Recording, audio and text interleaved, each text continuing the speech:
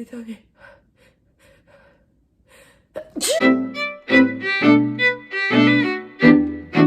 Hello tout le monde, bienvenue sur ma chaîne. Aujourd'hui je suis trop contente de vous retrouver dans cette vidéo qui va être une vidéo qui parle de mes séries. En ce moment, comme vous le savez, c'est pas la folie à cause du confinement, tout le monde est chez soi et du coup je me suis dit que vous faire une petite liste de ces 20 séries, ça pouvait vous aider à vous occuper si vous avez rien à faire ou si vous n'avez pas d'idée de séries à regarder en ce moment. Il y en a vraiment pour tous les goûts, en passant aux séries d'amour, séries de mystère, séries d'horreur, action, comédie, il y a vraiment de tout. J'espère que ça va vous plaire. J'ai pas fait de classement, je vais juste les énumérer à la one again, en famille, en adore. Donc la première série dont je vais vous parler, c'est Élite. Sans vous spoiler, Élite, en fait, c'est 3, on va dire, adolescents de la classe moyenne d'Espagne qui vont intégrer un lycée de riches, d'enfants de riches. Du coup, il va y avoir des tensions entre ces adolescents qui sont pas très riches et les autres qui viennent d'une classe très élevée. Et ça va même amener à un meurtre, puis ensuite il va y avoir une enquête. Je vous conseille vraiment de la regarder en VO parce que je trouve qu'il y a une énorme différence entre regarder en VO ou regarder en traduction française. C'est vraiment très gossip, on adore. La deuxième série dont je vais vous parler, c'est American Horror Story. Donc American Horror Story, c'est une série qui est quand même vieille, mais ils sortent des saisons en fait chaque année, de nouvelles saisons, et elle est trop géniale. Oh my god! L'avantage avec cette série, c'est que les saisons n'ont aucun rapport les unes avec les autres. Du coup, tu peux choisir le thème de la saison qui te plaira le plus. Moi, mes saisons préférées, ça a été la saison 2, l'asile, la saison 5, l'hôtel avec Lady Gaga dedans, et la saison 6, le cauchemar de Roanoke. C'est vraiment mes préférés. Si t'as pas peur, je te conseille de regarder cette série à 100%. La troisième série, c'est Orphan Black. La série débute, on apprend que le personnage principal est en fait orpheline. Elle va assister au suicide d'une personne. Et du coup, elle va décider de prendre son identité. Et au moment où elle va prendre son identité, elle va se rendre compte qu'en fait, la personne qui vient de se suicider lui ressemble à 100%. C'est la même. Elles sont comme des clones. Elle va se poser des questions et elle va se dire « Attends, pourquoi la fille qui vient de se suicider me ressemble ?» Et la série commence. Et c'est une série qui te tient en haleine jusqu'au bout du bout du bout. Il y en a qui disent que je ressemble à la fille de Orphan Black. Je vous mettrai une photo juste ici pour vous montrer moi et elle de profil. Je sais pas, je suis mitigée. Dites-moi dans les commentaires si vous trouvez que je ressemble à la fille. La prochaine série, c'est Sense8. Ça parle de 8 personnes qui sont réparties dans le monde entier et qui, par une raison inexplicable, ont le pouvoir de communiquer entre eux par la pensée. C'est une série très dynamique, on s'attache vraiment à tous les personnages, puisqu'en réalité, c'est comme s'ils formaient un seul et même personnage. Et la fin est vraiment chouette, donc je vous conseille vraiment de regarder cette série. Ensuite, je vais vous parler de You. La plupart d'entre vous connaissent déjà cette série, je pense. Ça, c'est une série assez particulière, je dirais. Moi, j'ai commencé la série, ensuite j'ai arrêté, ensuite j'ai repris, ensuite j'ai arrêté, puis ensuite j'ai repris, puis je l'ai terminé. La série parle de Joe. Joe, c'est un libraire tout à fait ordinaire qui va tomber amoureux d'une fille qui s'appelle Beck. Et en fait, il va tout faire pour que Beck tombe elle aussi amoureuse de lui petit à petit. Et c'est là où va commencer les ennuis parce qu'il va commencer à devenir obsédé par cette fille. Et en fait, on va voir la réelle personnalité de Joe. Une série que je trouve vraiment intéressante à regarder maintenant, c'est Black Mirror. Je trouve que c'est parfaitement dans le thème avec ce qui arrive en ce moment à l'extérieur. Cette série, c'est une série qui est composée de plein de petits épisodes. En fait, les épisodes n'ont aucun lien les uns avec les autres et les saisons n'ont aucun lien les unes avec les autres. C'est une série qui parle de ce qui peut arriver maintenant ou dans le futur. Ça, je sais que c'est une série qui m'a fait beaucoup réfléchir sur la vie. Après chaque épisode, on se dit « Ah ouais, quand même, ok ». Et ça nous met en garde nous-mêmes, en fait, sur nos erreurs qu'on pourrait faire maintenant et qui pourraient se répercuter dans le futur. C'est très futuriste. La prochaine série, c'est Gossip Girl. Donc je sais que cette série n'est pas du tout nouvelle, mais je viens de me lancer dans cette série il y a 3 semaines. Et j'aime vraiment beaucoup cette série. Ça parle des étudiants privilégiés qui sont dans une école privée et qui ont beaucoup d'argent. Et en fait, il va y avoir des gossips les uns sur les autres. Et il y a une mystérieuse blogueuse qui va se charger de publier tous les gossips. Bah, il y a des gossips quoi, Gossip Girl. J'aurais dû amener Marie, ma pote, dans cette vidéo parce qu'elle aurait vraiment pu vous donner tous les détails sur cette série. Je pense que c'est sa série préférée de tous les temps. Marie, t'aurais vraiment dû être là. Ensuite, il y a Sex Education. Cette série-là, elle est nouvelle sur Netflix. Et même si la plupart d'entre vous, je pense, l'ont déjà regardé. Si c'est pas déjà fait, regarde-la. Ça traite de la sexualité sans tabou. Genre vraiment zéro tabou. Et c'est ça qui est hyper intéressant, c'est qu'il y a plein de choses qu'on apprend. En fait, des choses dont on ne parle pas à l'école et dont les jeunes ne sont pas conscients. Et ça fait que les jeunes qui souffrent de ces problèmes-là se sentent dans la norme et se sentent compris. Au-delà du côté éducatif de la série, c'est quand même une série qui reste très drôle et très touchante aussi. Et en plus, c'est pas très long, il n'y a pas beaucoup de saisons, donc si jamais vous voulez vous lancer dans une série courte, je vous conseille celle-là. Une des séries que je kiffe, c'est ma préférée de tous les temps. C'est ma cousine qui me l'avait fait découvrir quand j'étais petite. C'est Les Frères Scott ou One Tree Hills en fonction de là où t'habites. C'est vraiment une série qui date de Mathusalem, mais dedans il y a des acteurs qui sont vraiment connus maintenant et qui ont été connus grâce à cette série. C'est l'histoire de deux frères, les frères Scott, qui ont en fait le même père mais pas la même mère. L'histoire part un peu de là en fait, de la relation qu'ils ont entre tous les deux, avec leur père, avec leur mère et tout le groupe d'amis qu'ils ont autour. Il y a beaucoup de saisons, donc c'est vrai que si t'es pas déter à te lancer dans une série très longue, je te conseille pas celle-là. Mais ça fait passer le temps, puis c'est une série très pampant, amour, drama. C'est vraiment une de mes séries préférées. Je pense que je la garderai toujours dans mon top 3. Comment parler de mon top 20 de séries sans parler de Love is Blind?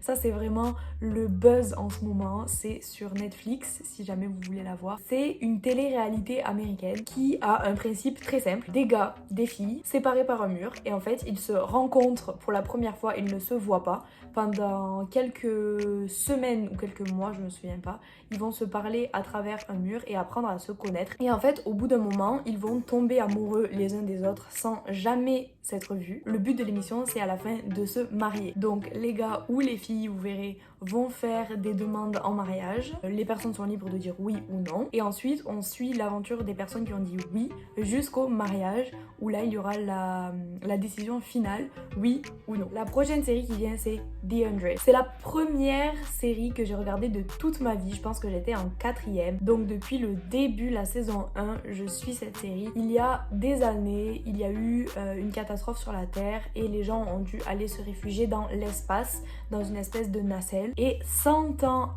après, si je dis pas de bêtises, il me semble que c'est 100 ans, ils ont envoyé 100 jeunes dans un vaisseau qui a été projeté sur la Terre pour savoir si la Terre était de nouveau vivable parce qu'il commençait à manquer de vivre dans l'espace. Et là, on suit l'aventure de ces 100 jeunes qui sont revenus sur Terre, les choses qu'ils vont découvrir. La Terre va être complètement différente, il va y avoir plein de modifications, ils vont rencontrer d'autres gens. C'est vraiment une série d'action très futuriste et qui pourrait peut-être arriver dans plusieurs milliers d'années, qui sait. La prochaine série, c'est Dark. Cette série-là, c'est une série allemande et c'est une série que j'ai découvert complètement par hasard. Et j'ai tellement accroché, c'est hyper cool. C'est deux enfants qui disparaissent dans un petit village allemand et les familles vont se mettre à rechercher ces enfants et qui vont découvrir des choses hyper bizarres. Il y a des secrets qui vont revenir à la surface, puis on va se rendre compte qu'il y a une boucle temporelle, enfin c'est vraiment super intéressant. Donc j'arrête de dire que c'est vraiment super intéressant. La série est quand même hyper glauque et surtout si vous la regardez en VO, c'est vraiment quelque chose cette série. Si vous êtes à la recherche d'une bonne série d'horreur, je vous conseille à 1300% The Haunting of Hill House. Cette série, c'est une série d'horreur et pour le coup, elle fait vraiment flipper. C'est l'histoire d'une famille qui va grandir dans une grande maison et qui va devoir quitter cette maison après le suicide de leur mère. L'histoire va traiter des enfants. Il y a beaucoup de retour dans le passé, retour dans le futur, présent.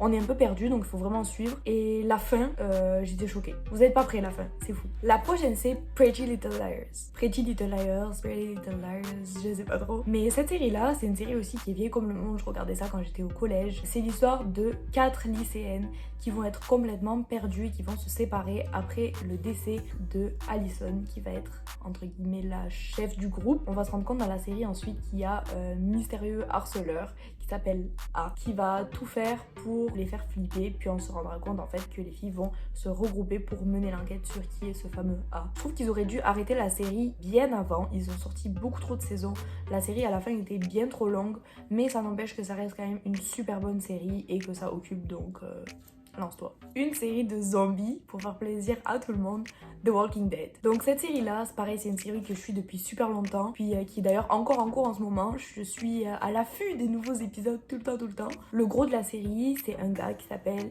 Rick. Et ce gars-là va se réveiller dans un hôpital et en fait, pratiquement toute la population va s'être transformée en zombie. Donc lui et un groupe de personnes vont tenter de survivre en fait dans ce nouveau monde, puis essayer de résister au fil des saisons. Il leur arrive des mésaventures, des problèmes, ils doivent quitter des lieux et c'est hyper intéressant de voir l'évolution de la série. Même si les saisons 7 et 8 m'ont un peu dégoûté de la série, je l'ai trouvée trop longue et j'ai d'ailleurs arrêté la série à cause de ces deux saisons-là. La saison 9 Puis la saison 10, qui est d'ailleurs en cours, change complètement le rythme de la série et m'ont vraiment donné envie de reprendre. Et je trouve que la série maintenant est vraiment bien et je suis à l'affût de tous les épisodes comme j'ai dit. Je vais évidemment vous parler de Stranger Things. Cette série-là, c'est une série qui se passe en 1983 en Indiana, aux États-Unis. Et c'est une série qui est super cool parce qu'elle est hyper old school. J'adore l'ambiance qu'ils font passer dans cette série. C'est l'histoire d'un petit garçon, Will, qui va mystérieusement disparaître et ses 3 amis vont se mettre à sa recherche, puis toute sa famille. Ils vont tomber sur une fille qu'on appellera 11 ou 11 et cette fille-là va les aider en fait à retrouver Will. L'atmosphère que les réalisateurs ont réussi à créer est super intéressante et c'est pas une atmosphère je trouve qu'on retrouve dans beaucoup de séries de nos jours. Encore une fois, regardez pas cette série si jamais vous avez pas envie de passer beaucoup de temps à regarder une série parce qu'il y a beaucoup de saisons. Ça s'appelle Once Upon a Time.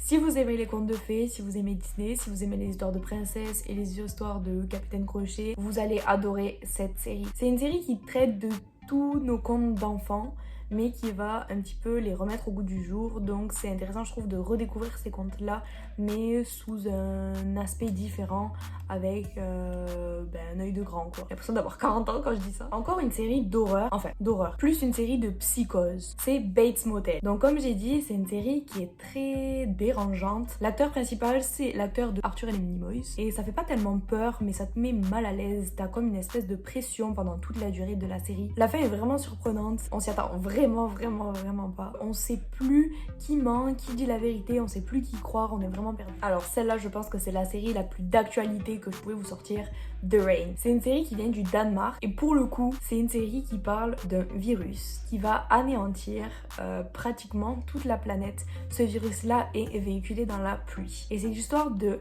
2 frères et sœurs qui vont se réveiller dans un bunker et qui vont sortir de ce bunker après y avoir vécu des années et des années. Et ils vont essayer d'aller retrouver les membres de leur famille disparus. Et évidemment, ils doivent se protéger du virus qui est véhiculé dans la pluie. Ça, c'est vraiment intéressant parce que c'est exactement ce qui se passe dans l'actualité en ce moment. Un virus, on doit rester confiné. Donc heureusement pour nous, on vit pas dans des bunkers, mais c'est quand même intéressant de voir cette série, surtout en ce moment. La dernière saison dont je vais vous parler, c'est aussi, je pense, dans mon top 3. Il s'agit de The Vampire Diaries. Donc c'est clairement une histoire de vampires, 2 frères vampires, Damon et Stefan, qui vont se battre pour le cœur de Elena, qui elle n'est pas une vampire. C'est une de mes séries préférées parce que je trouve qu'avec cette série on s'ennuie jamais. Puis je sais pas quoi, Damon, I love you Damon, il est trop beau. Les filles, regardez la série juste pour Damon. Moi personnellement, après cette série là, je voulais absolument être un vampire. C'était mon objectif de vie. Qu'est-ce que tu veux faire dans ta vie Clara? Être un vampire. Voilà, la vidéo est maintenant terminée. J'espère vraiment que mon classement des 20 séries aura pu t'aider à trouver ton bonheur et à t'occuper pendant cette quarantaine. Si jamais tu as aimé la vidéo, n'hésite pas à lâcher des likes, ça m'aiderait beaucoup.